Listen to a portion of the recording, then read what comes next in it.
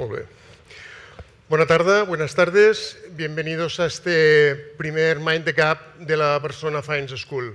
Yo soy Ferran Teixas, soy el director del Instituto de Estudios Financieros y la Barcelona Finance School, y voy a hacer la parte menos atractiva de esta sesión de hoy, que es hacer la introducción, y luego pues voy a dejar que los participantes pues empiecen a debatir. Vais a ver que en estos momentos, pues, os voy a presentar, tenemos a Gonzalo Bernardos.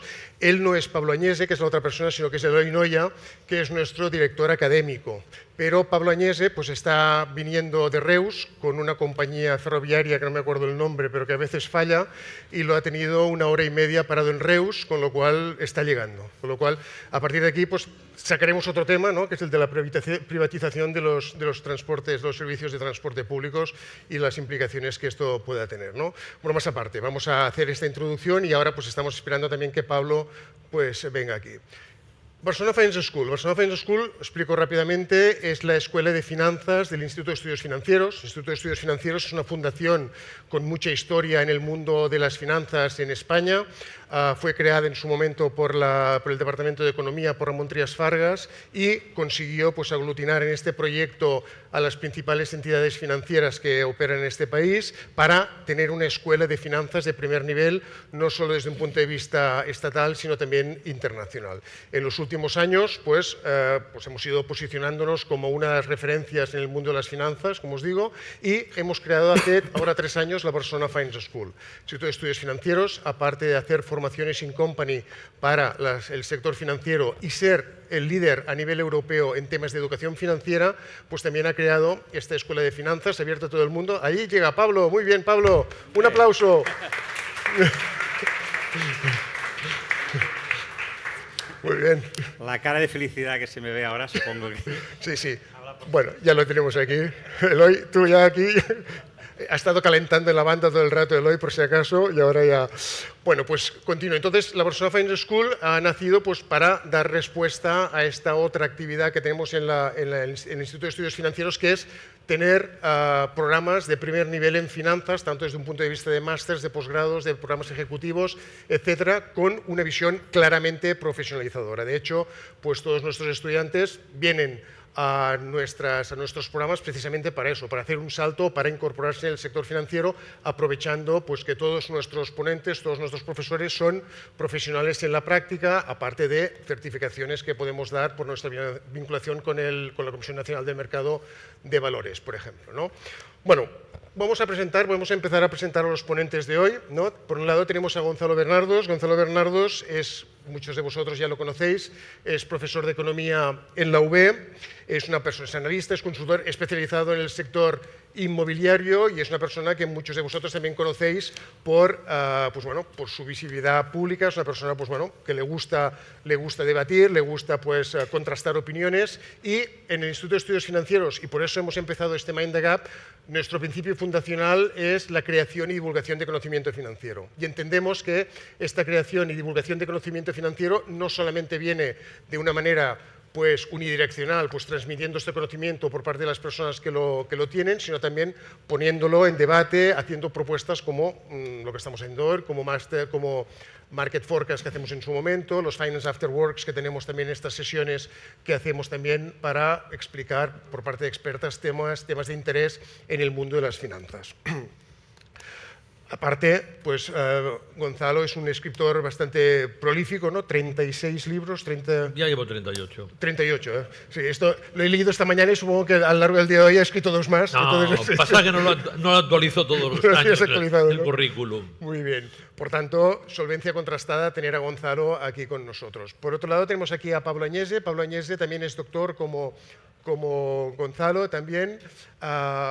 Es profesor de la UIC Barcelona y además es el asesor en nuevas tendencias de la Barcelona Finance School y lleva pues, nuestro podcast de divulgación financiera con un cierto nivel que se llama B-Finance. Entonces, bueno, la idea de tener aquí estos 2 ponentes es pues, precisamente para hablar de los temas que pues, nos pueden interesar desde un punto de vista económico y financiero, y vamos a sacar temas. Antes me preguntaban qué preguntas tengo preparadas para ellos. Yo creo que muy pocas, porque la verdad, pues seguramente cualquier guión que yo pueda preparar con ellos 2 pues va a saltar por los aires rápidamente, y por tanto lo que voy a hacer es ir lanzando temas y que los vayan devorando entre los 2, ¿no? vistos aquí, Pablo, contenta que estiguis aquí amb nosaltres. Igualment, home. Hemos dicho que seguramente hablaríamos también de la problemática de los transportes públicos. No sé si tienes alguna visión sin sesgo hoy sobre el tema. Yo quería pedir disculpas, ¿no? Pero en realidad estaba todo preparado. Era para incrementar las expectativas. Para sacar el tema, ¿no? Muy bien. Yo creo que en una sesión como hoy tenemos que empezar, pues bueno, viendo cuál es la visión general que tienen los dos, ¿no?, del panorama geopolítico, geoestratégico y macroeconómico, ¿no? Siempre decimos que en estos momentos pues estamos en una posición, pues bueno, de mucha turbulencia, pero bueno, yo creo que en cualquier momento pues nos encontramos en esta situación, cuando no es por unas razones por la otra, pero bueno, yo creo que aquí tenemos una serie de elementos que nos pueden hacer pues sacar elementos importantes. ¿Quién quiere empezar? ¿Gonzalo? Venga, danos una visión. No, yo creo que es muy interesante para los inversores en bolsa la situación actual. ¿Y por qué? Porque puede pasar de todo. Porque quien maneja la bolsa la tira para arriba, la tira para abajo, con diferentes declaraciones, diferentes actuaciones, es Donald Trump. Por lo tanto, normalmente cuando los que les gusta jugar a bolsa sacan provecho, es cuando la bolsa tiene dientes de sierra, sube y baja. En estos momentos, ¿qué importa el PER? Poco. ¿Qué importa prácticamente el sector? Depende si es bendecido o no es bendecido por Trump. Vamos a poner un ejemplo. Trump coge y apoya las nucleares, pues debe hacer una semana y media. SMR, que la tenía en mi cartera, ha pasado de perder un 35% a ganar un 40%. Y no me lo he pensado dos veces. Adiós, SMR. Ya cogeremos y ya te volveré a pescar en otro momento cuando Trump no esté tan eufórico. Pero a nivel global, ¿qué diferencia nos encontramos con años anteriores o etapas anteriores? Mira, a nivel global es que nunca hemos tenido en la presidencia de Estados Unidos alguien tan inconsciente y que tenga tan poca idea de economía. Algunos de ustedes dirán, pero si es un empresario, cuidado, que ser empresario no significa normalmente tener idea de economía. Se lo preguntaron hace poco al presidente Mercadona, algo sobre la globalización, y él dijo, yo en eso no me meto. ¿Qué pasa? Pues que Trump confunde muchísimas cosas. La primera, cree que el déficit comercial es malo para Estados Unidos. No es verdad. El déficit comercial permite que Estados Unidos, los norteamericanos, vivan por encima de las posibilidades y no durante un escaso periodo de tiempo, sino permanentemente. ¿Por qué? Porque hasta ahora todo el mundo quería tener dólares y por lo tanto es como si yo voy al banco, le pido prestado dinero y el banco me dice, no te voy a cobrar ningún tipo de interés. ¡Qué bien! Y además, no tienes que devolverme el dinero. ¡Genial! Esto es lo que hemos hecho con los norteamericanos desde que en el Bretton Woods el dólar asumió el papel que anteriormente tenía el oro. Primero lo asumió de forma regular, es decir, con ese sistema de tipos de cambio fijos que había en el patrón Bretton Woods, y luego de forma informal, pero igualmente.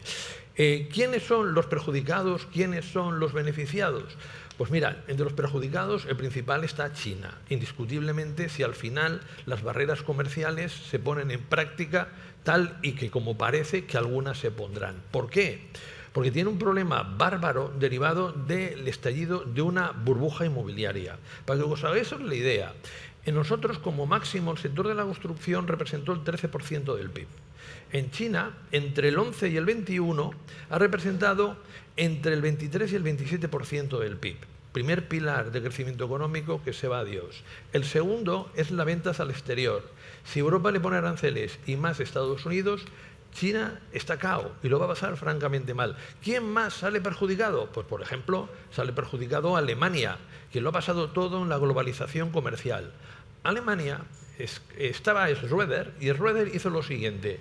Le dijo a su amigo Hartz de la Volkswagen, oye, hazme una reconversión de la economía alemana para que me genere ocupación. Como sea, le dijo Hartz, como sea. Y creó los mini-jobs, que eran 20 horas semanales y 400 euros al mes. Y allá Schröder y después Merkel dio todo el poder a los principales directivos de la industria manufacturera. Y ellos dijeron, el oeste está muerto, no tiene futuro, hemos de ir al este. Primero a Europa del Este, por eso entraron tan rápido muchas naciones de Europa del Este en la Unión Europea, luego a Rusia y finalmente a China. Y la idea se puede sintetizar en una frase horrorosa. Me importa más lo que pasa en Varsovia que en Londres, directivo de gran empresa manufacturera alemana. Alemania está cao, cambiará muchísimo las cosas, ya entraremos después, y otros países como Italia y otros países como los Países Bajos lo pasarán mal. Nosotros, nada, nada. ¿Por qué? Porque, en primer lugar, exportamos muy poco a Estados Unidos. El 4,6% de nuestras 4,8% de nuestras exportaciones. En segundo lugar, tenemos unos fundamentos económicos que están muy bien. Imaginaros si el gobierno ayudara, eso sería la leche. Y finalmente, derivado de que nos va a beneficiar más que perjudicar. ¿Por qué? Porque van a bajar los tipos de interés. Yo los veo al 1,5 a final de año, porque Europa está francamente mal, necesita oxígeno, serán los tipos de interés, y lo que perderemos por tener menos exportaciones a Estados Unidos, lo ganaremos de sobra por tener mayor demanda interior, porque aumentará el consumo, aumentará la inversión, y esto nos beneficiará. He visto muecas por parte de Pablo mientras Gonzalo iba explicando. Pablo, Es introspección. tienes ganas de contestar, ¿sí o no? Es un ejercicio mayéutico que hago. Venga. Perdón. Elo, gracias por sustituirme. Sí, fenomenal. Bueno, yo lo que quería decir primero es, creo que el comentario de Trump, de cómo Trump no está en ese nivel que todos esperamos que esté, ¿no? Creo que es el comentario fácil, ¿no? El comentario que hacemos desde Europa para autoengañarnos, me parece a mí. Yo creo que el engaño está mal y el autoengaño es aún peor, ¿no? Si creemos que Trump es un inútil o es un loco y nos quedamos con ese cuento, así como lo decimos algunos sobre Milei, ¿no? Que está loco, que no tiene idea de nada, creo que mal vamos. Yo creo que se llama más bien liderazgo. Creo que es un liderazgo que no hay aquí en Europa. Gonzalo mismo lo decía, no tenemos nada aquí en Europa o no hay nada más que parece ser sostenibilidad, es de lo único que hablamos. Y yo creo que no hay liderazgo aquí en Europa. Y en Estados Unidos sí que hay liderazgo. Sí que hay liderazgo y lo está probando día a día con las reformas que está implementando. Y qué bueno, ¿no? Que hablemos de Trump y lo podamos criticar. Yo creo que la pregunta más difícil a la cual tuvo que enfrentarse Biden es, pues, ¿qué gusto de helado le gusta, ¿no? En las tardes del domingo, ¿no? Con Trump no pasa eso. Trump, decía Gonzalo, que puede dar vuelta al mercado. Posiblemente, sí. Esto es lo que llamamos en economía expectativas racionales, ¿sí? Hubo un paper escrito en el año 61. Sabéis que los economistas académicos, cuando nos aburrimos un poco, a veces intentamos impresionar a la gente en algún seminario de estos, en alguna reunión de estas, otras veces intentamos publicar algún artículo. En el año 61, John Muth publicó un artículo que se llamaba, iba sobre expectativas racionales. Ese artículo pasó desapercibido durante muchos años. Luego lo retomaron otros economistas en la década del 70, Lucas, premio Nobel en el 95, y Kagan, otro economista de Chicago, y reimplementaron esa teoría, ¿no? Básicamente lo que dicen las expectativas racionales es que podemos tomar la mejor decisión con toda la información que tenemos en nuestro poder, ¿no? Y básicamente lo que viene a implicar eso es que a día de hoy Trump puede tomar decisiones o incluso cambiar las expectativas, de manera que no reaccionamos. Es decir, los agentes económicos suelen reaccionar a los eventos, ¿sí? A los shocks económicos.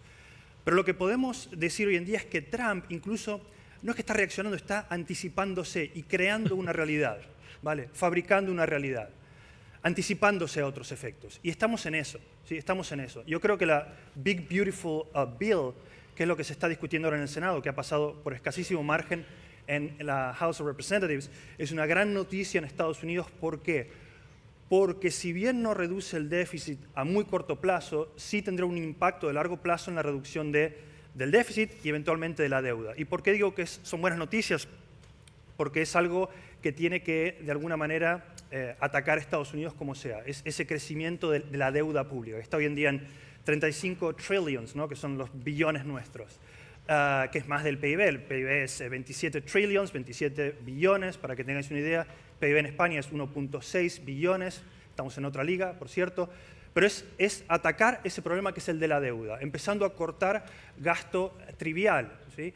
No sé si tenéis en la cabeza esta imagen de Milei sacando de una pizarra los ministerios redundantes. Pues eso básicamente es lo que está intentando Trump y está atacando lo que se llama el mandatory spending, que es el gasto, que es digamos el lion's share, ¿sí? Es la gran proporción del gasto público de gobierno americano, es el mandatory spending, y es ahí donde está dirigiendo sus cañones Trump, que es básicamente lo que es el Medicaid, Medicare, lo que son estos derechos que llamamos aquí en Europa, que en América no son tanto derechos, son más conscientes de que eso sale de algún lado, de que hay que pagarlo, y está un poco queriendo darle vuelta a las expectativas, ¿sí? Queriendo darle vuelta a las expectativas para darle vuelta a la tortilla, como decimos aquí, ¿sí?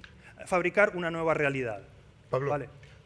Gonzalo ahora no hacía muecas, sino que un momento que reía, pero por lo que veo hay una parte que no sé si estáis de acuerdo en el que la presidencia de Trump puede favorecer a Europa o no. Aquí sí que me gustaría, antes de dar la réplica a Gonzalo, no sé si estáis de acuerdo en esto o nos da igual, o sea, es un tema que nos tenemos que espabilar nosotros. No, hombre, no. ¿Cómo va a favorecer a Europa? ¿Cómo una persona que no tiene ningún conocimiento, ni sabe dónde va, ni cambia de opinión cada día, ni genera una incertidumbre, va a favorecer a Europa? A nosotros, a corto plazo, nos beneficia por pura casualidad. Yo me podía esperar muchas cosas de hoy, pero jamás me hubiera esperado que salieran las expectativas racionales en un entorno de personas que trabajan con inversores. ¿Ustedes creen que el inversor actúa por expectativas racionales? No, actúa por expectativas emocionales. Todos los que están trabajando con inversores sabrán que lo que tienen que hacer es ganarle la confianza. Y una vez le ganan la confianza, puede invertir en cloacas, porque les van a decir que a todo absolutamente que sí. La teoría de las expectativas racionales son aquellos que en los momentos en que más se separa la economía teórica de la realidad. ¿Qué es lo que importa? Es el carro matemático que le pones al modelo y las conclusiones no hacen falta porque son obvias y se saben desde el primer punto. Pero bueno, lo que sí que podemos ver, y bajando un poco a la arena, es, miren, ¿qué es lo peor que soporta un país? La incertidumbre económica. Vale. ¿Qué incertidumbre tiene económica con Trump? Toda la que ustedes quieran. ¿Qué consciente es Trump de quién manda? No tiene ni idea de los poderes ocultos, ni tiene ni idea de cómo se maneja la economía. Les voy a contar una historia. Esto es Bill Clinton, demócrata, y coge y a un amigo le dice, un amigo profundo, oye, ¿qué tengo que hacer para ser reelegido? Que tú seas reelegido o no dependerá de Wall Street. ¿Qué hizo? Poner a Robert Rubin.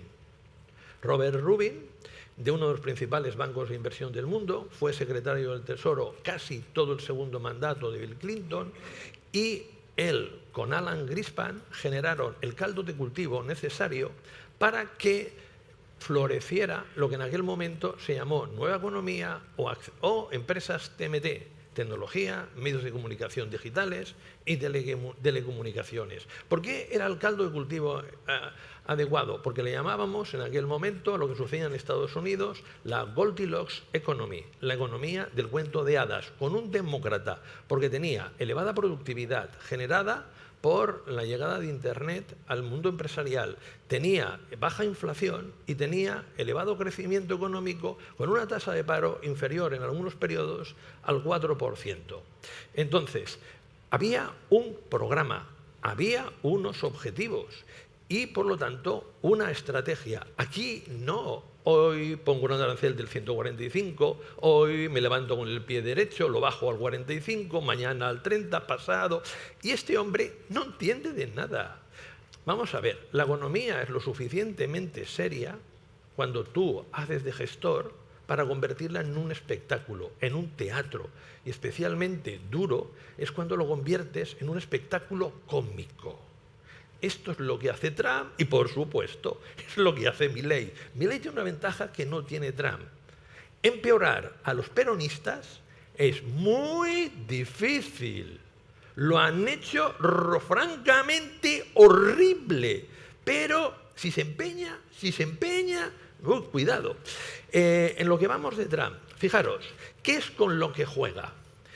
Él no llega a entender cómo funcionan los mercados. Pensad que es una persona anticuada, de otro siglo. Él cree que la industria es el nivel de desarrollo mayor que puede tener un país. No, esto ha pasado a la historia.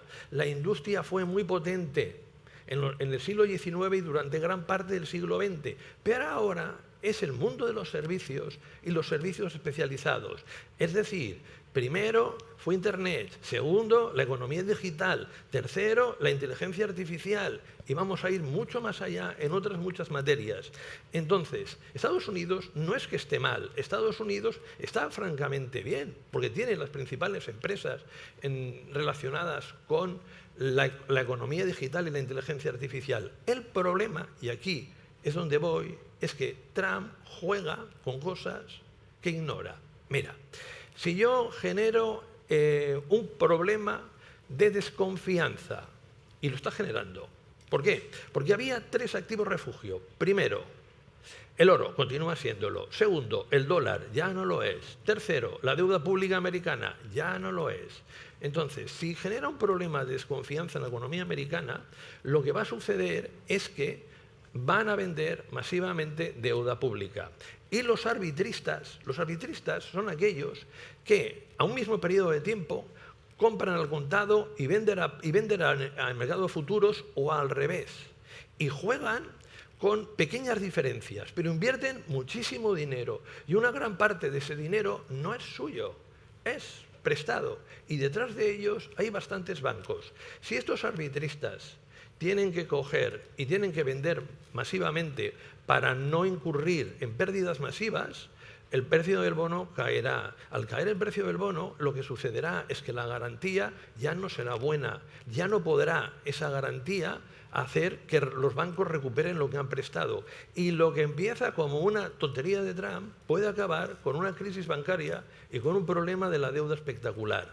Le han advertido, si no aprende la lección, es bastante duro de mollera. Puede tener un grandísimo problema Estados Unidos. Y acabo. ¿Ustedes conocen a alguien que en tan poco tiempo haya pasado de una expansión a una recesión? No, Trump se ha superado. Según la Reserva Federal de Dallas, estábamos a finales de enero con un crecimiento del 4%. En el primer trimestre ya tienen decrecimiento del 0,2%. Espectacular. Este es el gran Trump. Y eso solo es un aperitivo de lo que nos viene, sobre todo a Estados Unidos y a cualquier país que esté basado en la globalización comercial. Pablo, tómate tu tiempo para responder. Sí. Luego sí que os voy a pedir que las intervenciones sean Vale. más cortas para dar un poco más de juego. Se llama cambio de paradigma esto. Los cambios duelen, A quienes tienen privilegio, pues aún más. Se llama expectativas racionales para diferenciar las expectativas adaptativas, en lo que es la jerga académica. ¿Sí? Las expectativas adaptativas lo que sugerían es que los agentes económicos se ajustaban pues, lentamente delante de ciertos shocks económicos. Las expectativas racionales simplemente lo que vienen a decir es que se ajustan mucho más rápidamente, incluso al punto de crear una nueva realidad. Era eso básicamente lo que implicaba con este uso de este término. Si no lo entendéis y sois aficionados a la literatura y tenéis buen gusto para ello, decía Bernard Shaw, miembro de la Sociedad Fabiana, se le puede perdonar, por cierto, decía él que la vida no va tanto de descubrirse, ¿no? Sino más bien de inventarse. Y es un poquito eso. Si entendéis esto, yo creo que entendéis de qué va esto de las expectativas y cómo se puede llegar a cambiarlas y por qué Trump está haciendo lo que está haciendo. Porque implica un cambio de paradigma. Insisto, los cambios pueden llegar incluso a doler. La transición, pues es eso, una transición a incertidumbre. Pero en el largo plazo está claro que Trump está atacando ese gasto elefantiásico del gobierno. Si pensad por un momento la carga que representa o la intrusión que representa en nuestras vidas el poder de los estados. En Europa es ampliamente mayor que lo que es en Estados Unidos. Aquí alrededor de 45, entre 45 y 50% del PIB se puede expresar en términos de gasto de gobierno. En Estados Unidos es más bajo, eso es 36% aproximadamente. Pero aún así, Trump quiere atacar eso porque tiene un problema muy importante que es el de la deuda. Es cierto que la deuda comercial, el comercio con los países, no es eso tanto un problema, no es tanto una deuda. Deuda o déficit o superávit comercial no son malas noticias per se. Ahora bien, hay que destacar aquí que Estados Unidos tiene una gran dependencia de China, ¿vale? Y China y Estados Unidos están disputando la hegemonía mundial. Y ello implica que Estados Unidos conserve el dólar como reserva, ¿no? Como tipo de cambio, como medio de cambio o reserva o refugio, ¿sí? De valor y también como medio de cambio en las transacciones comerciales. A día de hoy, 60-70% de todas las transacciones comerciales que se hacen alrededor del mundo se hacen en denominación del dólar. Si hacemos alguna compra-venta a lo mejor desde Rusia a Francia, eso tiene que pasar por algún banco en Estados Unidos, muy posiblemente, y se haga en dólares, ¿vale? Y Estados Unidos quiere mantener eso. ¿Por qué? Porque implica pues, una gran ventaja a la hora de imprimir, le permite cierta discrecionalidad monetaria y le permite de alguna manera diluir el efecto inflacionario de la impresión monetaria alrededor de todos los participantes, es decir, de todo el mundo. Y es algo que no pueden hacer el resto de países. Por tanto, Estados Unidos está un poco reaccionando a esta dependencia de China. ¿Qué pasa si hay otro COVID? ¿Qué pasa si hay otro COVID? ¿Cuándo será el próximo confinamiento? A lo mejor es ecológico el próximo confinamiento, pues Trump está dando un paso más allá. E insisto, hacer el chiste o el comentario de que Trump es un inútil, de que Trump es un loco, es el comentario y el chiste fácil. Os aseguro que Trump es más listo que todos nosotros. Si vamos a ir por esa vía, yo creo que nos equivocamos. Yo creo no solo que nos equivocamos, sino que nos estamos autoengañando. Y el autoengaño, insisto, es la peor forma de engaño. Antes has mencionado, Pablo, has hecho una mención así rápida del tema de la sostenibilidad en Europa. A mí me gustaría también oír la opinión que tenéis vosotros también, porque al final estamos hablando de Estados Unidos, nos está condicionando toda la situación actual, pero al final yo antes he intentado meter aquí una cuña hablando de Europa, porque al final estamos en Europa y es lo que nos afecta directamente. En Europa parece que hay movimientos, no sé si son movimientos o podríamos decir, lo diréis vosotros también, como reacción a o de manera proactiva. Me estoy refiriendo, por ejemplo, a todas las iniciativas como lo que está saliendo del informe Letta, el informe Draghi, etcétera. ¿Qué opinión tenéis vosotros sobre si esto puede ser una vía de solución, no puede ser una vía de solución, si nos permite reaccionar, posicionarnos o dónde nos va a dejar? Mira, en Europa hemos tenido una política más o menos comparado como Donald Trump, tan horrorosa, Angela Merkel. Yo creo que he sido el único que ha hablado siempre mal de ella. Todos los demás me han dicho si estaba loco o no. Mirad, esta es una señora que, bueno, nace en el este de Europa, que sus años en la juventud los pasa en el comunismo y que coge y prácticamente asume unos postulados económicos que son horribles para el conjunto de Europa. Primer postulado económico. Lo más importante es el déficit público igual a cero. Entonces, esto hace, por ejemplo, en 2010, que regale a los países de Europa 3 años o 4 más de crisis. En el 2010, con Schäuble como ministro de Finanzas, dice, ahora, en un momento en que los bancos no dan crédito y el sector privado no genera demanda, vamos a reducir la demanda del sector público. Para que me entendáis, tenemos 2 coches. Un coche que es el que utilizamos prácticamente todos los días para ir al trabajo, para salir por las noches, etcétera, etcétera. Está tan gastado el sector privado que no funciona. ¿Qué dice Schäuble? El otro coche, el sector público, es el diablo. Lo hemos de tirar por la cuneta. Entonces, ¿dónde voy yo? Pues caminando. Evidentemente, que coger y buscar el déficit público cero, ponerlo en la Constitución, es una salvajada. Segundo, esta señora coge y asume los postulados de los defensores a ultranza del medio ambiente. Lo hace por oportunidad política. Y lo hace por oportunidad política y coge y programa el cierre de las nucleares después del accidente de Fukushima, porque de esa manera desactiva a los verdes que estaban creciendo significativamente en intención de voto. Y lo que hace es una Alemania que depende bárbaramente de Rusia, del gas natural y de un gas que reciben los alemanes mucho más barato que, por ejemplo, los españoles, que lo tienen que venir de Estados Unidos, una sustancial parte, porque no tienen el gasoducto que llega desde Rusia y que llega a países como, por ejemplo, Italia, Francia, Alemania, Bélgica, etcétera, etcétera. Entonces, ¿qué ha pasado en Europa? El programa de Angela Merkel lo voy a resumir.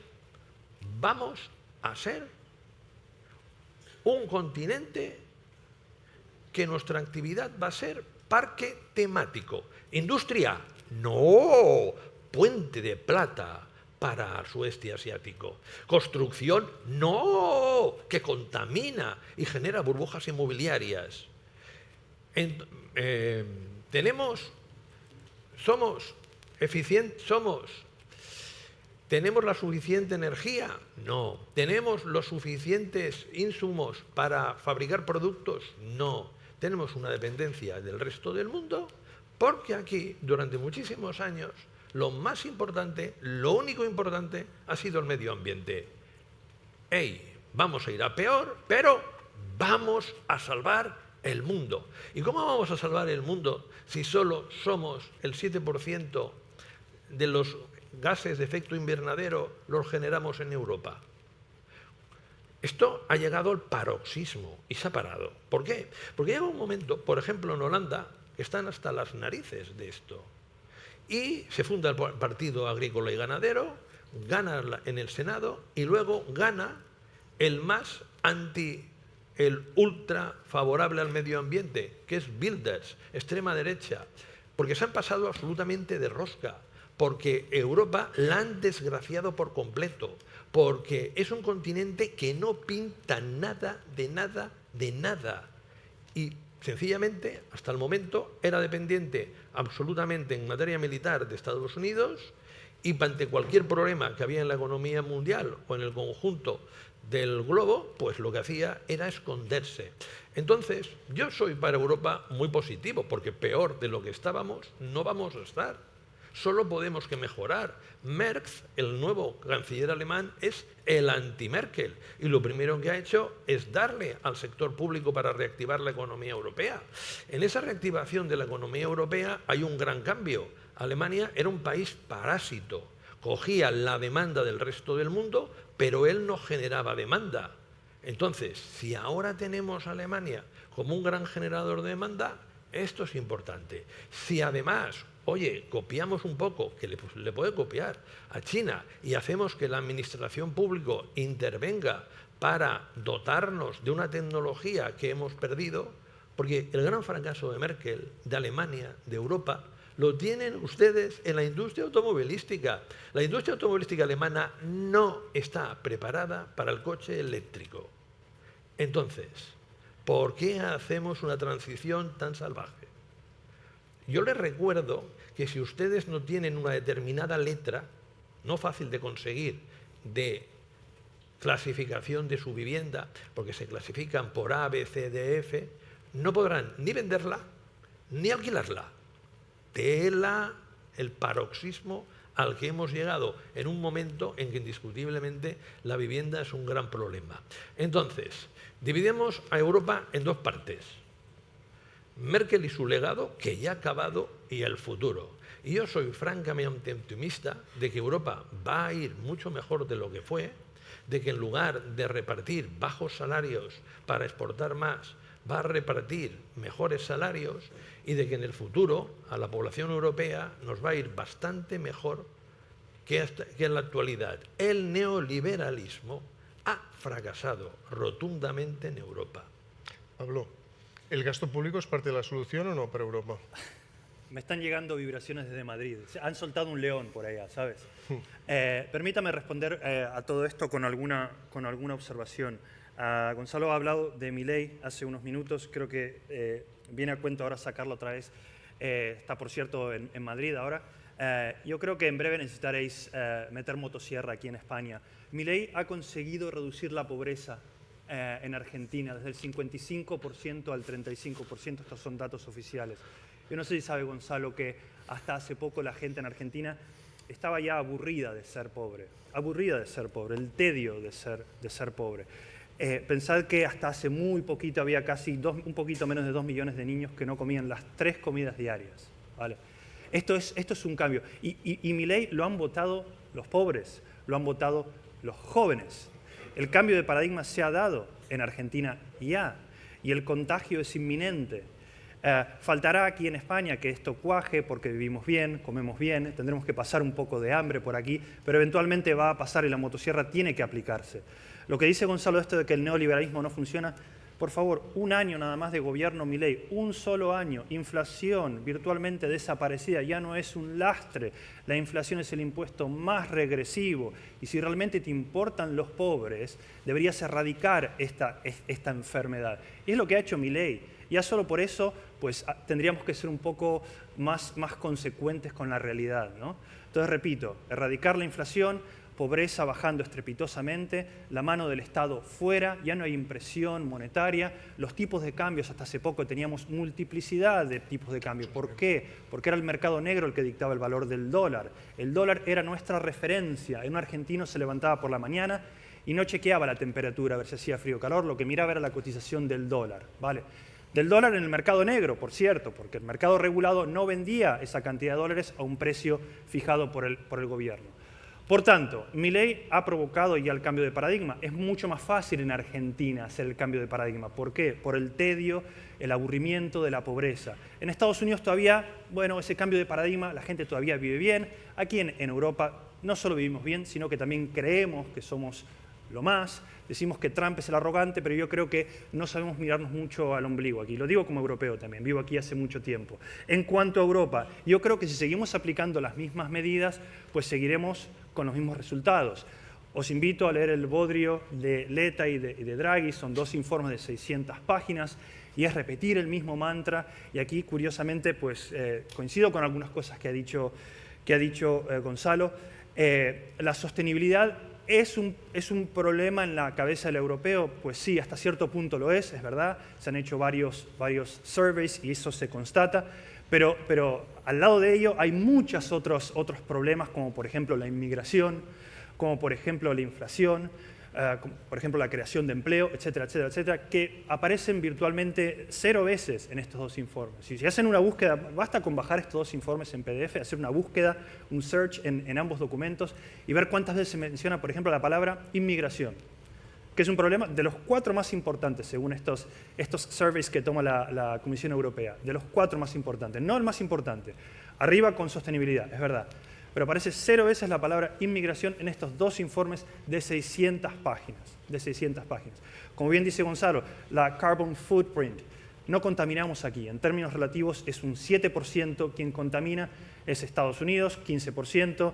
Si vamos a China y a India y a los países del sudeste asiático, que son los que más contaminan, si queremos medir la carbon footprint como esa proxy que viene a medir el calentamiento global o lo que sea que queráis medir, pues es China y es India y son los países del sudeste asiático. Y básicamente están contaminando porque quieren crecer, quieren alcanzarnos. Es lo que hicimos nosotros en el pasado, contaminar para crecer. Entonces, no va de soluciones absolutas la economía, va de trade-offs. Si queremos crecer, pues algo habrá que contaminar.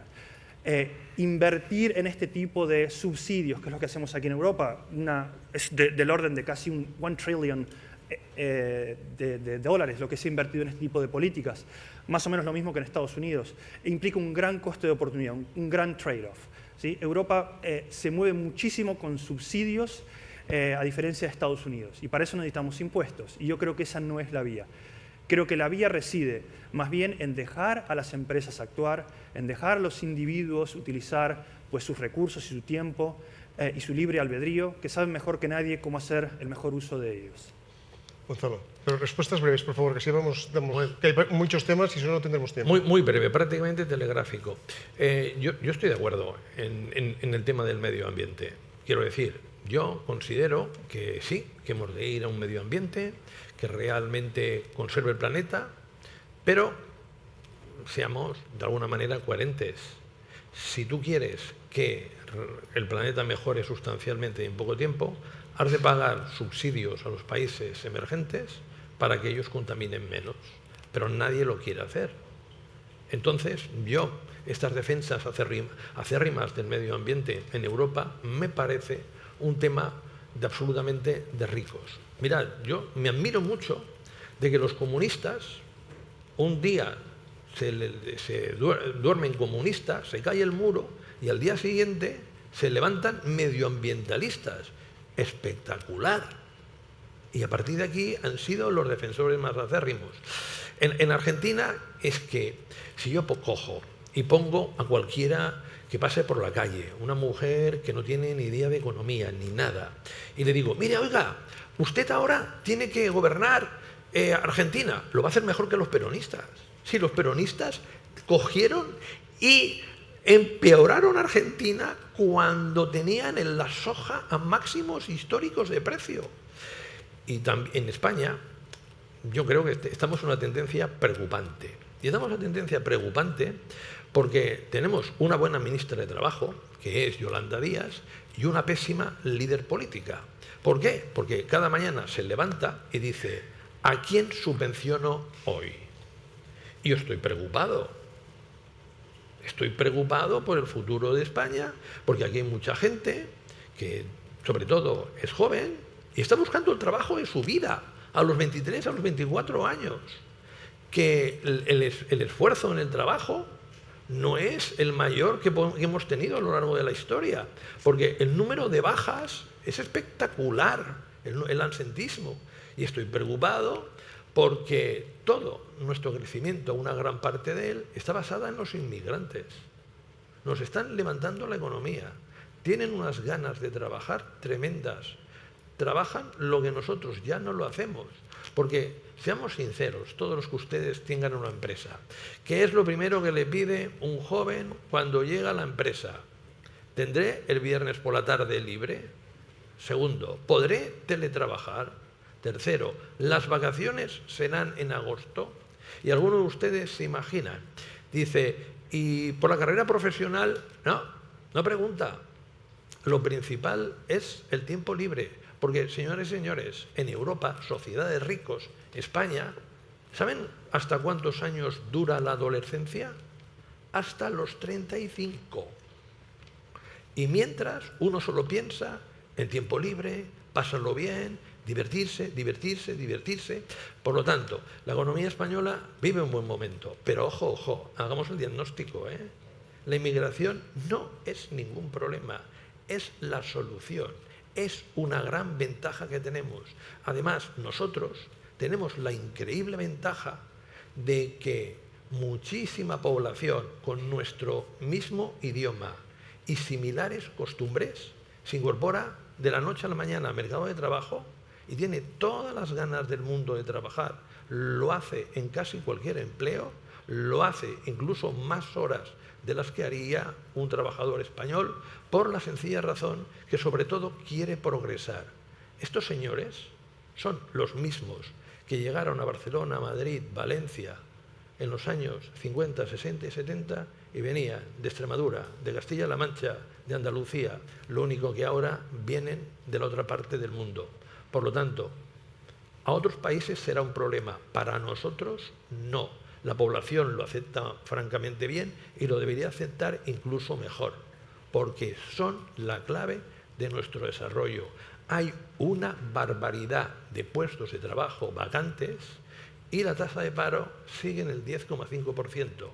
Y recuerden el gran problema de España histórico.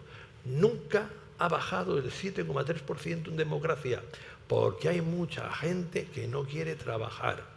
Y a estos no hay que subsidiarles, hay que decirles o trabajas o adiós al subsidio. Yo soy partidario de reducir en bonanza el tiempo de prestación por desempleo y pagar algo más. Y incluso durante algunos meses compatibilizar trabajo y prestación por desempleo, porque no nos podemos permitir como país tener una tasa de paro del 10,5% cuando tenemos máxima creación de ocupación en la historia. Pablo, tú decías que era un problema la inmigración, después de las palabras de Gonzalo. Yo creo que creo que es caer en una falacia decir que la inmigración es una solución. cuando se habla, por ejemplo, de que es una solución, ¿quién pagará nuestras pensiones? Claro, luego cabe preguntarse quién pagará las pensiones de esos inmigrantes que han entrado hoy, ¿no? Pensad que en España hay 10 millones de inmigrantes aproximadamente, o 10 millones de personas que han nacido fuera de España, ¿no? Eso puede provocar pues, un gran cambio estructural, una gran caída de salarios en el cortísimo plazo. Yo creo que la inmigración no necesariamente es buena ni mala. Thomas Sowell, un gran economista, ahora en sus 90s, lo ha explicado muy bien esto en varios libros. Él decía que la inmigración pues, puede ser tanto positiva o negativa, no siempre contribuye de la misma manera. Uno puede pensar en la inmigración, a lo mejor, pues China en Estados Unidos, hace un siglo aproximadamente, de una manera, y pensar a lo mejor en los italianos o irlandeses que emigraban y que eran muy pendencieros y que formaban pues, bandas en Nueva York de otra manera, ¿vale? Lo que quiero decir es que la inmigración no es la clave, no es el motor del desarrollo. El motor del desarrollo es la productividad.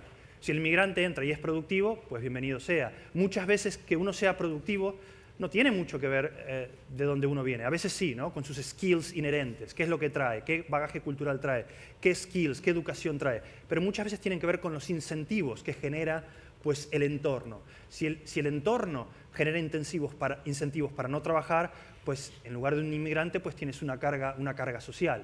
Y de eso tenemos muchísimo aquí en Europa. Y yo creo que no es el cambio. La inmigración positiva, y lo digo como inmigrante, puede ser positiva o negativa.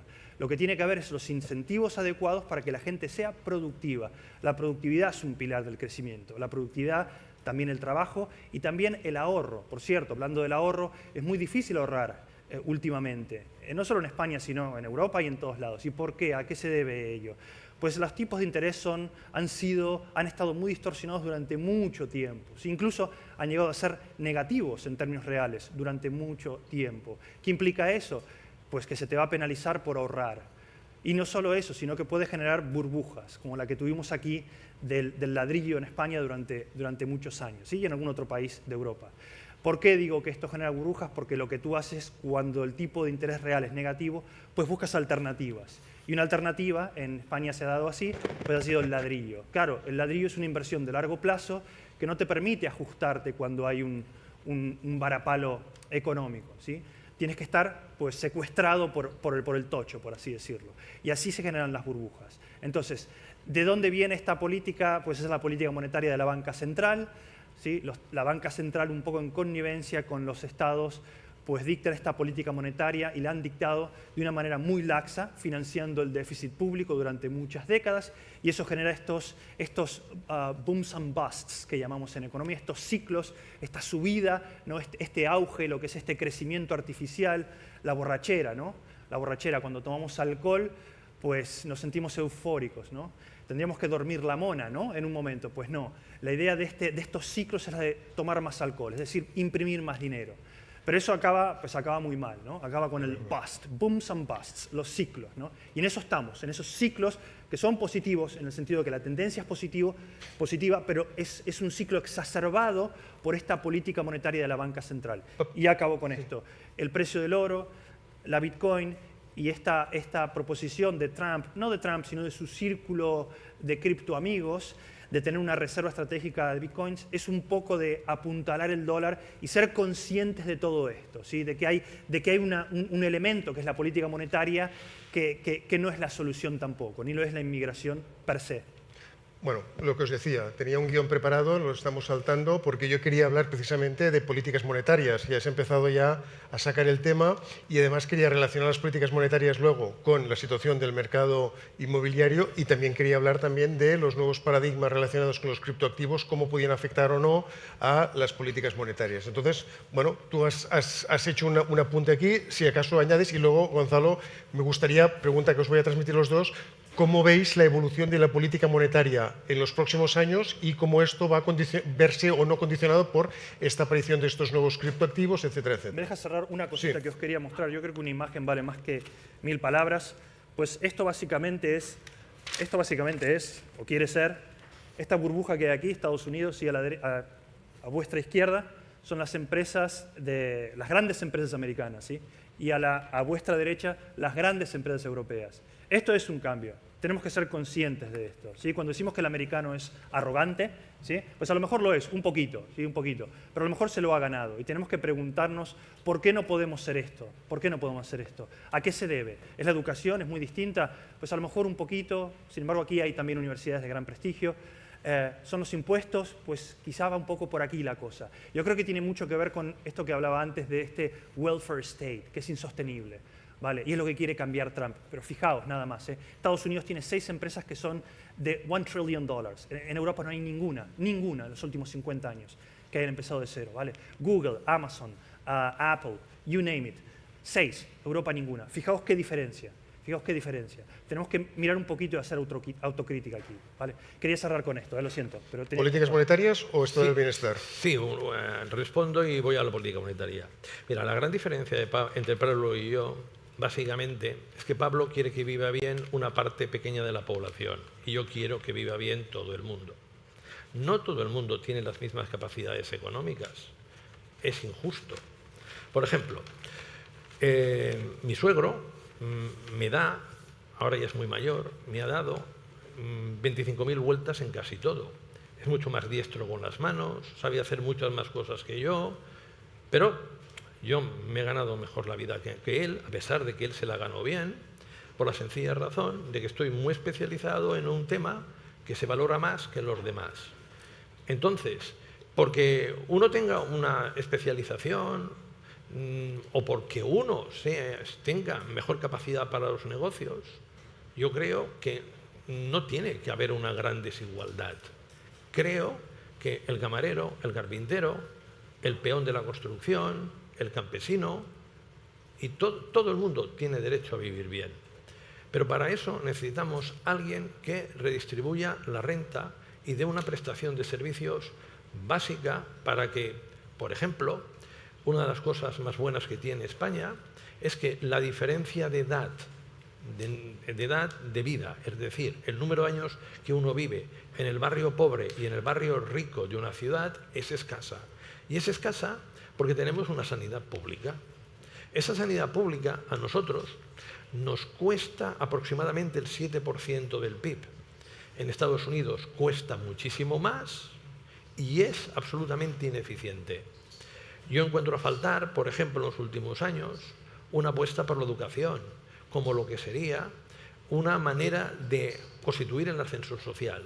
Los hijos de familias humildes de los años 80, entre los que me encontraba yo, íbamos por primera vez a la universidad y logramos mejorar y ganarnos bien la vida en las décadas siguientes gracias a lo que aprendimos y gracias al esfuerzo que pusimos. Entonces, yo reivindico esto para todo el mundo. Lo único que quiero es que todo el mundo se esfuerce.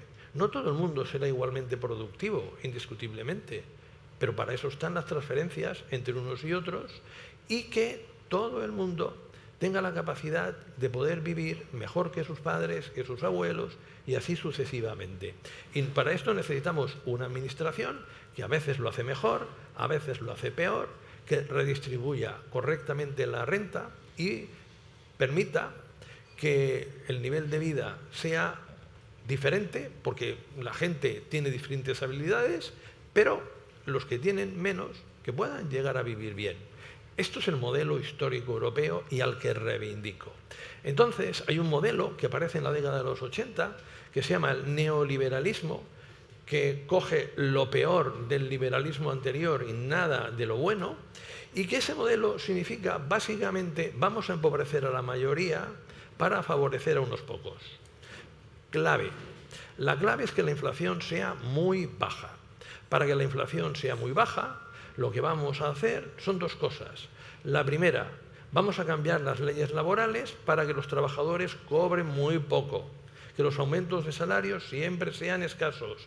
La segunda, vamos a reducir el déficit público, que luego no lo cumplen, porque los republicanos en Estados Unidos nunca han reducido el déficit público, para que haya menos oferta de bonos y los tipos de interés puedan ser inferiores. Bien, esto se consigue y lo que se consigue es lo que buscaban los hacedores de este modelo, que son los grandes bancos de inversión, que la bolsa sea el protagonista de la economía, que en los mercados de renta fija se puede llegar a ganar muchísimo dinero y que básicamente la idea es que vamos a pasar de un mundo en el que la industria era lo que generaba riqueza a otro mundo en que lo que genera riqueza es la especulación y las actividades financieras. Bien, esto cada vez va más, va más, va más, va más, va más, y va tan a más que es, volvamos al 2010, la soberana barbaridad de declarar la austeridad en Europa. Entonces, Merkel fue el problema de Europa, y aquí nos llega el santo, el salvador. Es italiano, se llama Mario Draghi. Lo que hace Merkel, la economía va mal y por sí sola retrocede. Y ella, con el gurú, Schäuble, vaya gurú, la hace retroceder mucho más. Y Draghi, que con su política monetaria tenía que haber adelantado a la economía y compensado a la política fiscal un poquito, se ve obligado por la barbaridad a hacer una política fiscal brutalmente expansiva. Salvamos a los bancos, que habían hecho verdaderas barbaridades con la burbuja inmobiliaria, y salvamos a muchos ciudadanos. No obstante, muchísimas personas que trabajan en el sector privado en el 2019 están peor, cobrando menos que en el 2008. Entonces, evidentemente, el experimento ha resultado mal, ha sido un desastre. ¿La política monetaria actual va a generar una burbuja especulativa? Miren, de burbujas especulativas en el sector inmobiliario nunca puedes coger y decir, oye, no va a generarse. Lo único que puede hacer es hablar en este momento. Yo en el 2006 anticipé la burbuja especulativa en el mercado inmobiliario porque era muy fácil anticiparla. En primer lugar, si suben los tipos de interés y estamos dando préstamos hasta el gato, el perro y el periquito, esto va a ser el non plus ultra. Si el país vive muy por encima de las posibilidades, como nunca, nos van a obligar a hacer un ajuste tremendo. Si además nos encontramos que hay una barbaridad de especulación y se construyen 725.000 viviendas 2006 y se venden como máximo 412.500, esto peta. Esto es el 2006. ¿Qué tiene que ver aquello con ahora? Ya voy. Nada. ¿Por qué? Porque ahora tenemos entre 1 millón y 1,5 millones malas condiciones financieras, 1 millón, buenas condiciones financieras, 1,5 millones, de demanda de reserva que ha querido comprar pero no ha podido entre 2008 y 2024 y que puede comprar en los próximos años. Y luego tenemos a alguien que ha hecho todo lo posible para que suban los precios de la vivienda de alquiler y de venta al cielo. El gobierno. ¿Cómo lo ha hecho? Ha cogido y te dice que no puedes echar al vulnerable. Ha cogido aquí en Cataluña, ha puesto el control de alquileres. Ha cogido y prácticamente te quiere subir los impuestos si tienes una vivienda que has heredado de tus padres en un pueblo de 50 habitantes. Porque, claro, si tú tienes 2 viviendas, lo que piensan los comunes o Sumar es que hay otro que no tiene la que le corresponde. Es decir, la salvajada es tan grande que no se preocupen. Tienen boom inmobiliario para muchos años y la política monetaria va a dar una gran ayuda. Muchos jóvenes que no han podido comprar vivienda la van a comprar en los años siguientes. Y esto cambia la vida, porque lo peor que te puede pasar en España es llegar a ser jubilado y vivir de alquiler. Pablo, ¿estas ineficiencias en el mercado se van a resolver con la política monetaria o no? No sabría por dónde empezar. A ver, me gustaría, a riesgo de resultar repetitivo, espero que mi acento os embauque un poquito.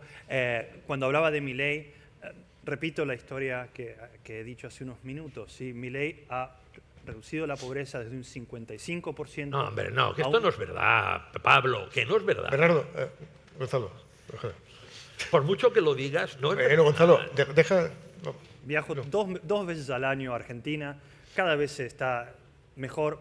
sobre todo en Buenos Aires, más seguro, policías cada 2 o 3 manzanas. La gente sigue habiendo pobreza, mucha pobreza, pero el cambio de paradigma ya está instaurado, ya está instaurado. Los llamados piquetes, ¿sí? Esa gente que hacía manifestaciones y que no te permitía pues, ir a tu trabajo, hoy ya se ha casi erradicado. ¿Por qué? Porque tienen que pagar. Existían los gestores del hambre, ¿sabéis? ¿Conocéis la figura de los gestores del hambre? Son la gente que centralizaba estos planes trabajar que llamamos allá, que son los subsidios. Estos eran los captadores de los subsidios, que luego distribuían entre estos afiliados, que eran más bien estos soldados del hambre, ¿no? Estaban los gestores del hambre y luego los soldados del hambre, que eran los que de alguna manera interrumpían el tránsito, por así decirlo. Pues esto se ha acabado, esta intermediación. Si hay algún subsidio, es más bien directo, pero se está intentando reducir todos estos subsidios a efectos de que la gente sea responsable y pueda dar lo mejor de sí, pueda ir a trabajar y pueda sacar lo mejor de sí, que de eso va. Entonces, decir que el liberalismo, y sobre todo cuando es un liberalismo radical, que es incluso el primer presidente liberal libertario de la historia debe haber sido, ¿vale? No sé si queréis podéis mencionar a Jefferson, habrá que irse, o alguno de estos, ¿sí? Pero Milei es el primer presidente liberal libertario que en tan solo un año haya borrado casi virtualmente de nuestra vida la inflación, que haya reducido la pobreza en tamaña magnitud, es un gran logro. Y el cambio sigue. Yo creo que es un mal momento para ser socialista hoy en día, sobre todo si hablamos de Milei. Otro punto que quería comentar, cuando se habla de la sanidad, efectivamente el gasto de la sanidad en Estados Unidos es mucho mayor que acá en términos del PIB, es aproximadamente el 16%, aquí es aproximadamente 6-7%, dice Gonzalo que es mucho más eficiente que en Estados Unidos. Yo le quiero recordar a Gonzalo que Canadá tiene un régimen muy similar al de Europa, sobre todo al de España, y hay familias que emigran año a año para atenderse en hospitales americanos, por supuesto pagando como todo, porque todo cuesta. Hay otro estudio de Thomas Sowell, perdonadme que vuelvo otra vez a este gran economista afroamericano, una gran referencia, por cierto, a día de hoy. Thomas Sowell lo dice ahí, año a año familias emigran de Canadá a Estados Unidos para atenderse ahí. Hay un dato que no tenéis en cuenta cuando habláis de la sanidad, que es la diferencia de tiempo entre el diagnóstico y la intervención, ¿sí? Este tiempo también se estira mucho aquí en Europa.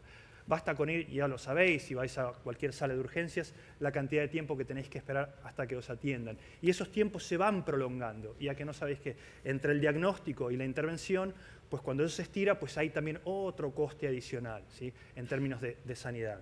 Pues yo creo que para un poco atar los cabos y estas aristas que va abriendo Gonzalo, que son bastantes, hay otro punto que él comentaba sobre la inflación. Él dice que una inflación pequeña es positiva. Bueno, yo creo que una inflación que no dependa del Banco Central es positiva. Es la única inflación positiva, ¿vale? Es decir, la inflación es un fenómeno monetario, decía Friedman. Lo que viene a decir es que esta inflación con la cual ya vivimos de manera normal es el producto del exceso de impresión monetaria, ¿sí? de darle a la maquinita para pagar todos estos subsidios. ¿Con qué lo podemos reemplazar a esto? Pues no lo sé, pero el precio de oro quiere decir algo, el precio de la Bitcoin quiere decir algo, ¿sí? Pensad en el dinero, ¿por qué no como un commodity? ¿Por qué el dinero no puede ser un commodity sujeto a su oferta y demanda? Eso fue siempre el dinero, eso fue el oro. ¿Por qué no otra vez el oro? El oro siempre estuvo en nuestras cabezas, todavía lo está, ¿sí? Estuvo en la Reserva Federal como referencia hasta el año 71, cuando Nixon decidió cortar por completo ese cambio por default. ¿Por qué tenemos todavía el dólar? Porque nos basamos en esa inercia de que hay algo por detrás, de que había el oro, de que había algo. Bueno, hoy no, hay solo la confianza. Y la confianza en los gobiernos la estamos perdiendo, y por eso la confianza en el oro la estamos perdiendo. Pero no hay nada con lo que reemplazar el dólar, ¿vale? La confianza en el dólar la estamos perdiendo, y no hay nada con que reemplazar eso. No tenemos la moneda de China para reemplazar eso, ¿vale? ¿Cuál es el futuro monetario que nos espera? No lo sé, a lo mejor una canasta de commodities que utilicemos como medio de cambio. ¿Por qué no? ¿Y por qué no el Bitcoin entre ellas? ¿Por qué insisto en el Bitcoin Venga, y en alguna cripto? era lo que me esperaba, esto sí. Y con esto acabo. ¿Y por qué no le gusta a Gonzalo el Bitcoin? Porque ataca la esencia de lo que él cree, que es la centralización del poder. Esto es el monopolio.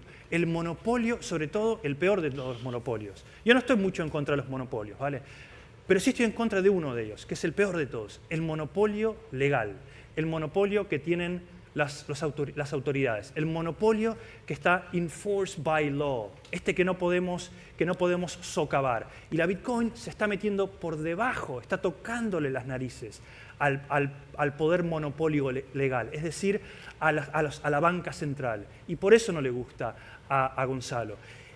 Y Gonzalo, yo te digo que vas a estar con la Bitcoin muchos años y yo creo que tienes que dar la bienvenida y tienes que unirte a ellos porque no le vas a poder derrotar la Bitcoin. Bueno, mira, varias cosas. No opinas igual, ¿verdad? No, varias cosas. Yo creo que la mayoría de ustedes, sobre todo los que tienen una cierta edad, han visto Mejor Imposible. Mejor Imposible es una película de Jack Nicholson y Helen Hunt. Ese sistema tan magnífico de Estados Unidos hacía que una camarera que le pagaban prestaciones mínimas en el sistema sanitario, tuviera un hijo que no podía ir a la escuela porque tenía ataques de tos, ataques de asma, que no podía correr, que tenía una vida bastante fastidiada. Entonces, Jack Nicholson, para conquistar a Helen Hunt, le pasa su médico de referencia. El médico le hace 4 análisis, que aquí la sanidad pública no te hace 4, sino 400 si hace falta, y el niño ya no está enfermo, ya puede correr, tener una vida normal, etcétera, etcétera. Todos sabemos que en Estados Unidos a ti te pasa algo importante en las puertas de un hospital y si no tienes el suficiente dinero, tienes que tener mucha suerte. Entonces, hay un montón de casos en Estados Unidos que están reflejados así y es el sistema absolutamente deficiente, porque en Estados Unidos nos encontramos que los médicos cobran unos salarios bestiales, porque la salud siempre es un negocio. Aquí hay empresas que de la salud hacen un negocio, pero hay otras empresas, que es la administración pública, que no lo hacen. Miren, yo un día, por casualidad, me cogen y me encuentran unos nódulos en la tiroides. Me alarmo, voy al médico privado, me hacen dos ecografías. Y el médico me dice que hay que operarme, porque me sale un nódulo bastante más grande que el otro. Fíjate cómo te ha crecido en 2 semanas. Yo le digo, ¿qué?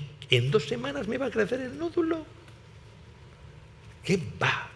Es que el que ha cogido y ha tomado la foto, la ha cogido en un ángulo diferente.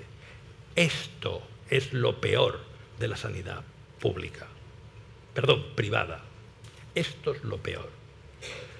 Hace 12 años que me pasó esto. Continúo teniendo mis nódulos, como seguramente muchos de ustedes los tendrán, pero no lo saben, porque en la tiroides es muy frecuente tener nódulos.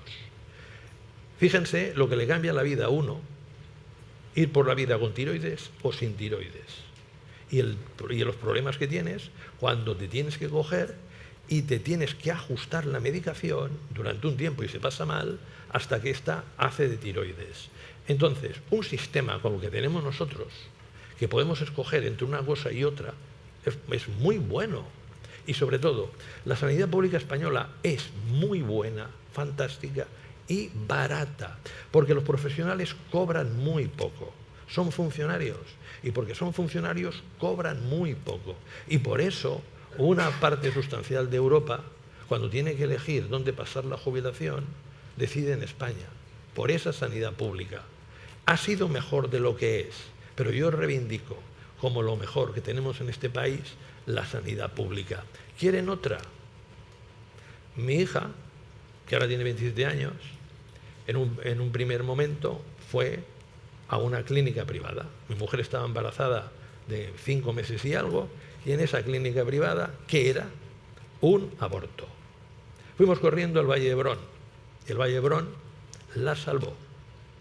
Entonces, por muchos impuestos que yo pague en toda mi vida, jamás pagaré lo suficientes, yo y mis descendientes, para compensar lo que el estado del bienestar ha hecho por mí, por mi familia y por mi hija.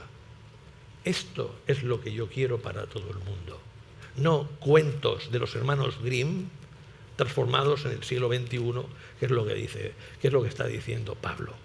Miren, en relación a lo que sucede con las criptomonedas, les voy a contar otra historia. En el siglo XVII, a mediados del siglo XVII, los tulipanes que venían de Turquía eran muy raros. Y durante bastante tiempo los tulipanes, los bulbos de tulipanes, se vendieron por su valor de cambio, no de uso.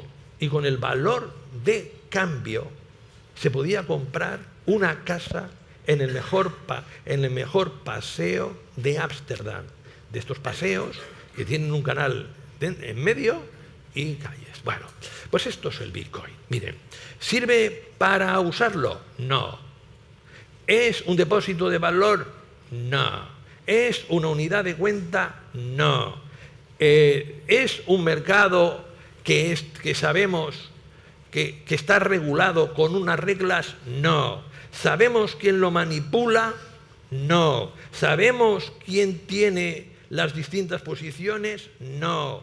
¿Sabemos la mayoría por qué sube o por qué baja? No. ¿Qué hacemos? Somos seguidores de la corriente. Somos niños adolescentes y creemos que el Bitcoin nos salvará de trabajar, nos hará millonarios y podremos vivir toda la vida gracias a él. ¿Ustedes se creen de verdad que hay una serie de X, Y y Z, no quiero decir la palabra, que han dado 40.000 millones a Donald y Melania Trump con los memecoins de su familia? Esto es una tomadura de pelo salvaje.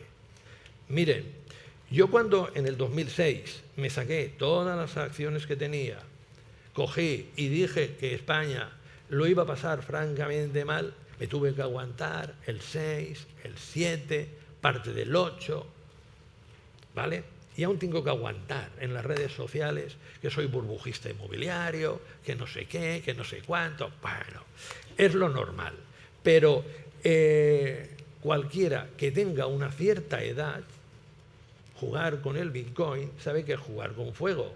Si tú quieres jugar con fuego y quemarte, te vas a quemar. ¿Por qué? Porque en cuanto los bancos centrales saquen $1 o €1 digital, adiós, adiós, adiós. Por cierto, ¿cómo está el metaverso? ¿Cómo está el arte a través del NTF? ¿Cómo está todo esto? Facebook se llamaba Meta para las inversiones en el metaverso. ¿Dónde están? ¿Dónde están todos aquellos que compraron terrenos en el metaverso? Por favor, si les han de tomar el pelo, que las tomaduras del pelo sean un poco más sofisticadas. Pablo, sí, nada, respuesta rápida porque si no vas a reventar.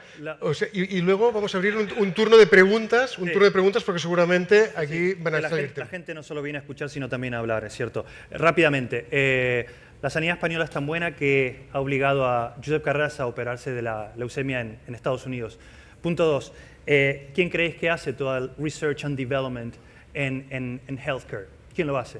Lo hace Estados Unidos, ¿vale? Y nosotros nos beneficiamos aquí. Son trickle-down effect, ¿vale? Se invierte allá, ¿vale? Y los efectos de esa inversión, de haber tomado ese riesgo, ¿por qué? Porque la sanidad es un mercado efectivamente allá, porque el precio es un mecanismo regulador, ¿vale? De la escasez, ¿sí? De lo que deseamos por el otro lado, que te permite, pues, asumir riesgos y realizar inversiones. Gracias a esas inversiones, pues Europa se nutre de ese proceso de prueba y error que sucede en Estados Unidos y por eso tenemos pues, antihistamínicos aquí, tenemos marca blanca, etcétera, etcétera. Por tanto, cuidado con esta gran falacia. Bitcoin. Por supuesto que no sabemos quién está detrás y eso es lo bonito. Es que ese es el punto. Yo creo que Gonzalo todavía no lo ha entendido. Es que ese es el punto. Es que ese es el punto, que no esté regulado, es que ese es el punto. Me causa gracia porque Gonzalo lo dice como si fuese una debilidad de Bitcoin. La Bitcoin, efectivamente, los NFTs han petado, pero es parte del trial and error process. Algunos petan, otros no petan, pero la Bitcoin está desde el año 2009 aquí con nosotros. Y está aquí porque la tecnología que subyace a las criptos es la blockchain, que es lo que le da valor intrínseco. Es cierto que todavía es casi todo potencial. Es cierto que todavía queda mucho por hacer en este campo, pero van 10 años nada más, o 15 años con la blockchain. Y ya hay soluciones sobre la blockchain. El día que entendamos y conozcamos mejor la blockchain, pues su contrapartida, que son las criptos, pues a lo mejor pasarán a ser un medio de cambio, a lo mejor. Pero el hecho de que existan ya es una buena noticia, ya es una buena noticia. ¿Por qué? Insisto, porque tocan las narices a los monopolios legales que son la banca central. ¿Y por qué estos son buenas noticias? Porque si no, pues la banca central no tendría ningún countercheck, ¿no? ningún contrapeso, por así decirlo. Pueden imprimir todo lo que quieren, ¿vale? Pero ahora, precisamente porque tenemos criptos, nos estamos planteando estas dos preguntas, y con esto acabo. Una muy importante, que parece trivial, y no lo es en realidad, que es muy difícil, y es, ¿qué es el dinero? Si tenéis un solo takeaway de esta sesión hoy, y os vais a casa pensando en esto, idos con esta pregunta, ¿qué es el dinero? Y la segunda es un corolario, ¿qué queremos que sea el dinero? Y esos son las criptos. Esos son las criptos. Muy corto. La blockchain. ¿Vale? Muy corto, ¿eh? Confundir una tecnología con una moneda, yo creo Commodity que... money. Buah, El oro fue dinero y lo sigue siendo. Segundo, ¿qué es el dinero? Pues el dinero es muy sencillo, aquel medio de pago en el que tengo confianza. ¿Es un papel? ¿Qué es? Si yo no tengo confianza en ese medio de pago, y afortunadamente la inmensa mayoría de la población, con buen sentido, no tiene ninguna confianza en el Bitcoin. ¿Qué es el dinero? Solo cojan ustedes todos aquellos que cogen, invierten en Bitcoin y que el Bitcoin es sus vidas y tal, igual. Lo que les decía anteriormente. Gobiernos. Adolescentes. Los gobiernos invierten en Bitcoin. Los gobiernos invierten en Bitcoin. China invierte en Bitcoin. Abrimos turno de preguntas. ¿Preguntas? Al micro. Respuestas cortas, por favor. Sobre el crecimiento del PIB español, que supuestamente vamos tan bien y tal, a mí me preocupa el PIB per cápita. Hemos decrecido, nos ha adelantado unas noticias recientes, Eslovaquia y otro más. Malta, y República esto es Checa, lo sorprendente, ¿no? Chipre. Entonces, ¿cómo se conjuga eso? O sea, resulta que vamos para atrás en PIB per cápita. Hace un mes ha salido la encuesta esta del INE estructural de salarios.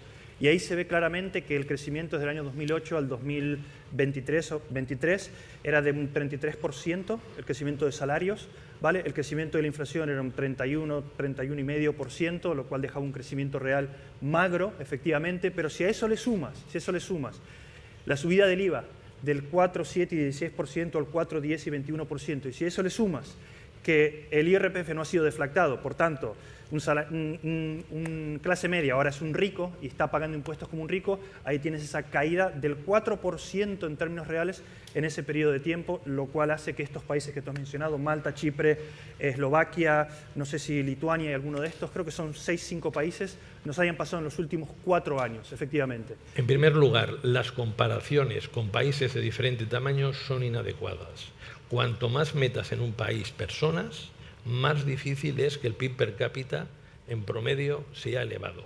En segundo lugar, nosotros tenemos 2 periodos. Un periodo muy malo, 2008-2020, y un periodo en que ganamos prácticamente a casi cualquier otro país de la Unión Europea, 2021, y que llegará hasta 2025 y en los siguientes momentos. ¿Por qué? Porque en los últimos tiempos las cosas han cambiado y nos favorecen mucho. Los bienes manufacturados tienen bastantes problemas en ser comprados, ejemplo el automóvil, los servicios, especialmente el ocio y el turismo, estamos en récord. Entonces, España indiscutiblemente perdió 12 años. A partir del 21 somos un país de un éxito tremendo. Los inmigrantes solo van a aquellos países donde se pueden ganar la vida. Cuando en España, entre 2008 y 2013, la gente no se ganó la vida, no hubo inmigración neta. No hubo inmigración neta, hubo emigración neta. España ha tardado el doble de tiempo de recuperarse post-COVID, el doble de tiempo que la media europea.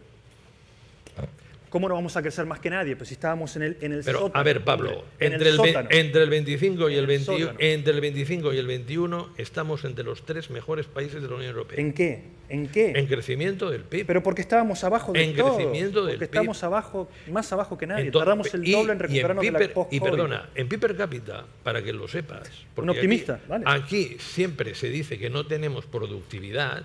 En el último año ha incrementado la productividad en el 1,2%.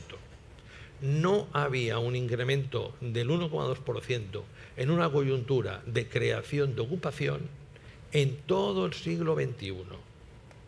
Entonces, la economía española hay un antes y un después.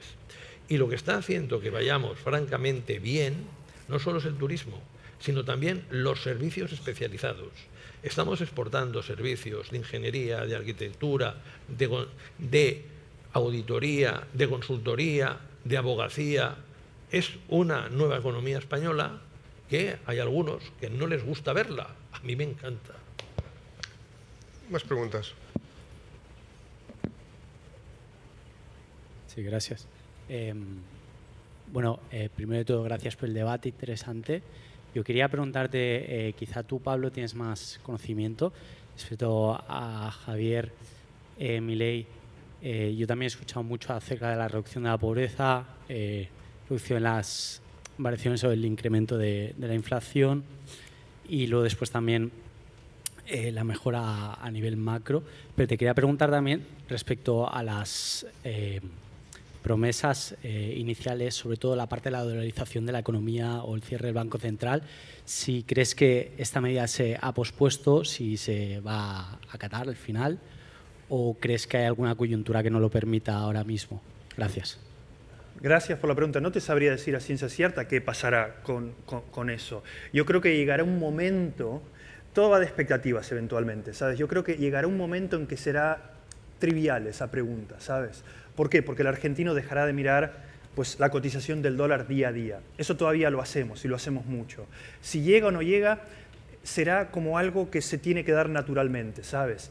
Y no nos estaremos preguntando. Yo entiendo que es una promesa, entonces la necesidad de rendir cuentas y de qué pasa con esto. Yo te digo una cosa, Milei ha ido superando etapas, ¿vale? Ha bajado la inflación, ha sacado aquello que se conocía como el cepo cambiario, ¿vale? Ha permitido que haya un solo tipo de cambio, ha unificado el tipo de cambio, ha reducido el tamaño del Estado, ha incrementado la transparencia de todo lo que hace al gobierno.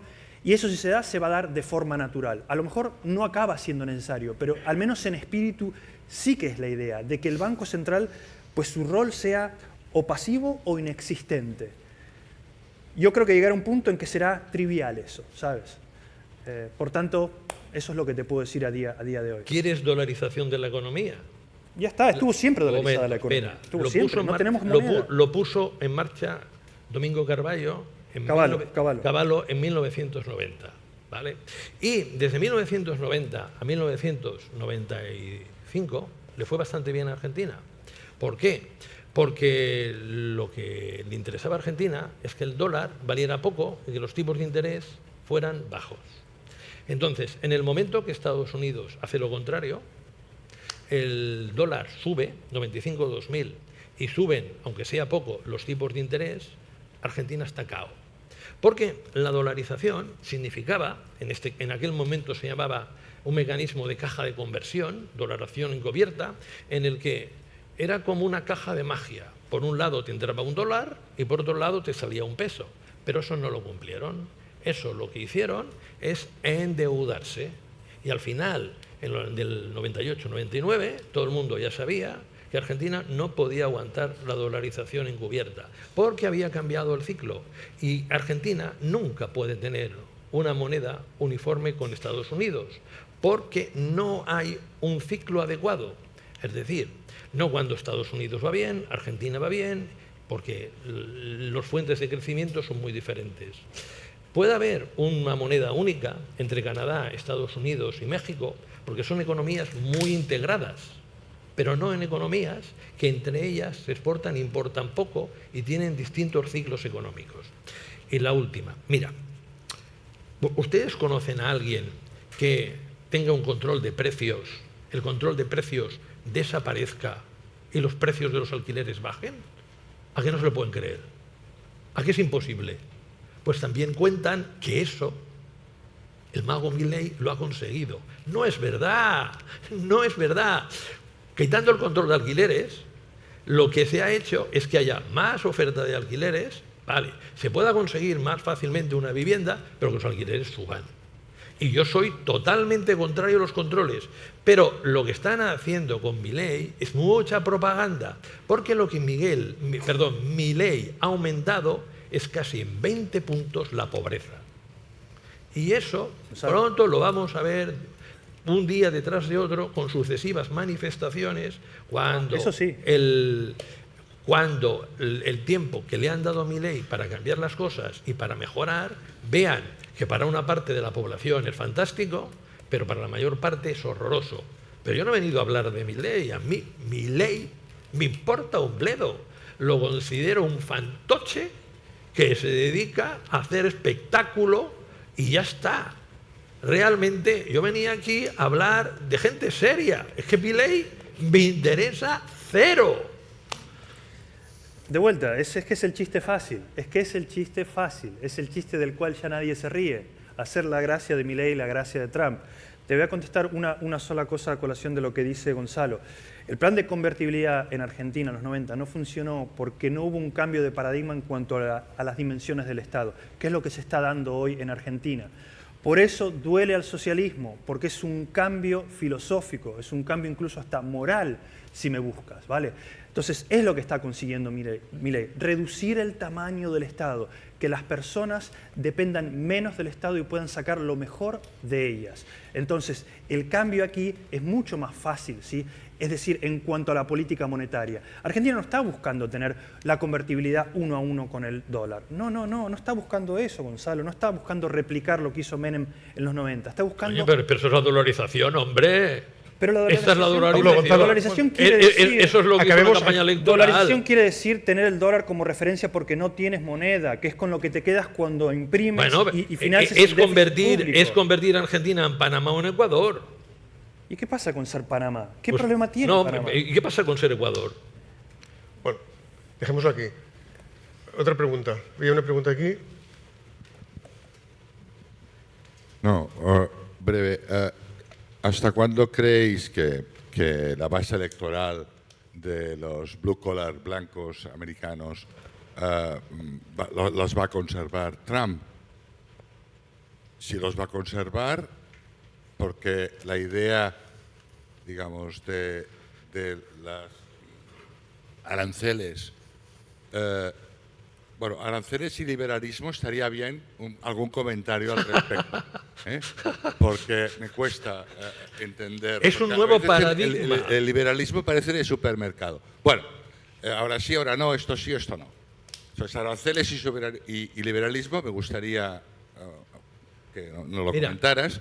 Los aranceles, el efecto que van a tener a corto plazo de reindustrialización general en Estados Unidos, ¿en cuántos meses? ¿2, 3? Y aumento de la ocupación, ¿vale? Como yo tengo dudas en cuanto a los aranceles conceptuales, pero también de aplicabilidad y de efectividad, y de que la reindustrialización se produzca muy rápidamente, temo que Trump pueda perder esta base electoral que es la que le ha llevado al poder. Mira, te voy a hacer una... No lo sé, yo estoy preocupado por Trump. Por otro lado, hagamos las preguntas más cortas, que si no, no vamos a tener tiempo de responder. Sí. Y por otro lado, digamos, claro, también veo que hay un cierto choque entre la parte tecnológica, etcétera, de que le ha dado soporte y esta parte, porque creo que hay unos que son más partidarios de la liberalización en el sentido de globalización, y esto parece que es contradictorio entre una base electoral y otra. Y ya está, era esto. Yo creo que os he tirado cosas para poder Mira, te voy a hacer una predicción que he hecho en privado, pero aquí, como lo están grabando en público, Trump no acabará el mandato. Está perjudicando a demasiada gente. Y gente que no está acostumbrada a perder, que está acostumbrada a ganar. Entonces, claro, esto trae consecuencias. Ya Elon Musk ha descubierto una vía para la caída de Trump, existen otras también, porque no van a aguantar 4 años de un desastre generalizado como lo que estamos viendo en este momento. Fíjate si es un desastre que ellos consideran que con los aranceles van a recaudar el dinero suficiente para pagar las bajadas de impuestos, cuando los aranceles reducen muchísimo el comercio y la recaudación se hunde. En segundo lugar, lo que vamos a ver es que las empresas no van a volver a Estados Unidos, no pueden volver. Si el iPhone te empieza a costar 300 euros,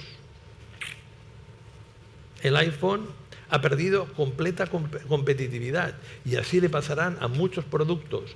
La industria no puede volver a los países desarrollados, solo una pequeña parte, aquella que necesite estar muy cerca de donde están los consumidores finales. Pablo, aranceles y liberalismo. Sí, rápidamente. Si escuchas al ideólogo del plan Trump, no es Scott Bessent, que es el secretario del Tesoro, sino más bien un economista de Harvard que se llama Stephen Miran.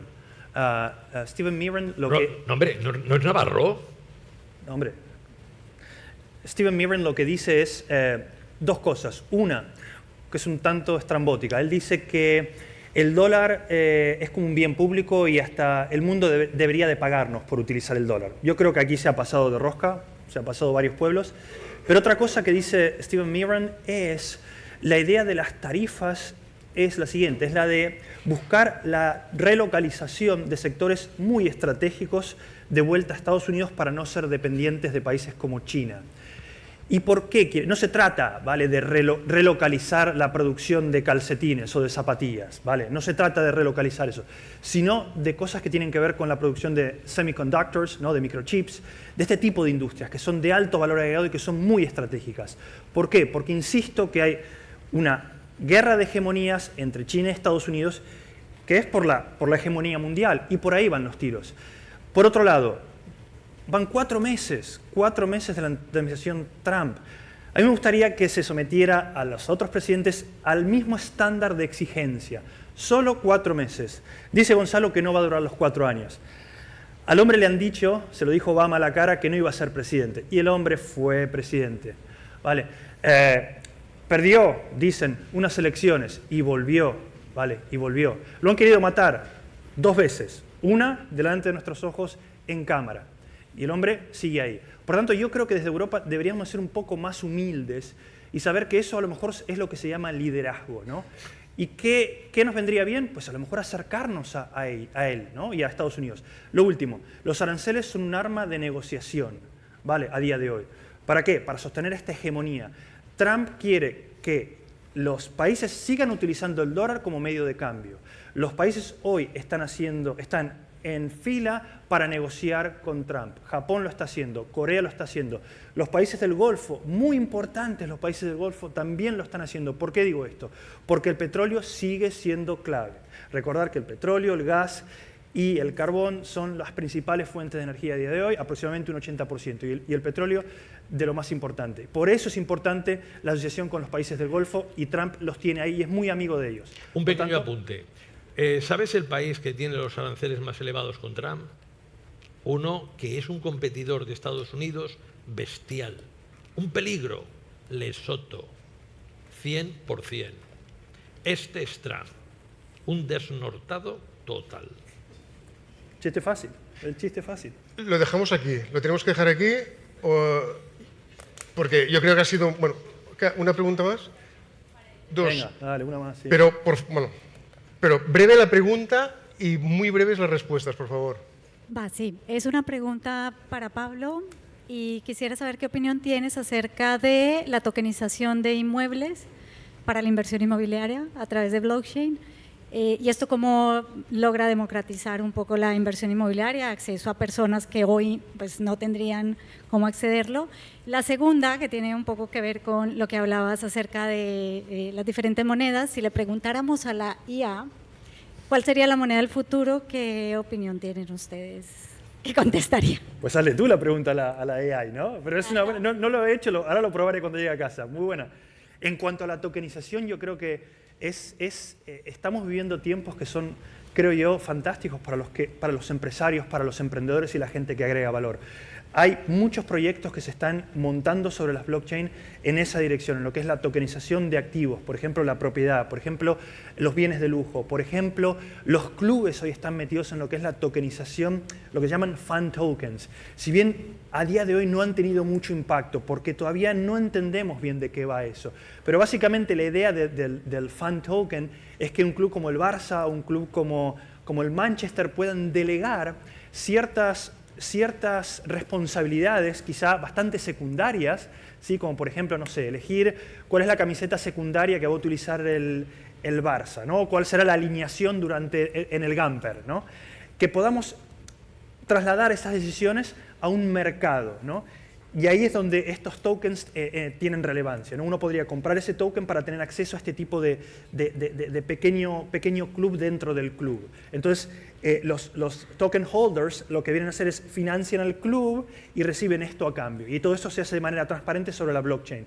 Entonces, tokenización de activos, súper interesante, sobre todo de metales preciosos, de bienes de lujo, ¿sí? Como las pinturas, de lo que es el sector inmobiliario. Tenéis que saber que a día de hoy existen proyectos en donde podéis invertir en oro auditado en una bóveda, por ejemplo en Singapur, podéis comprar 1 gramo de oro a través de un token. Entonces tenéis el token en el móvil, pero tenéis en realidad un certificado virtual que dice que sois poseedores de 1 gramo de un lingote de oro en una bóveda en tal o cual lugar. Es otra forma de invertir y es una forma de democratizar lo que es la inversión y de llegar más a la gente.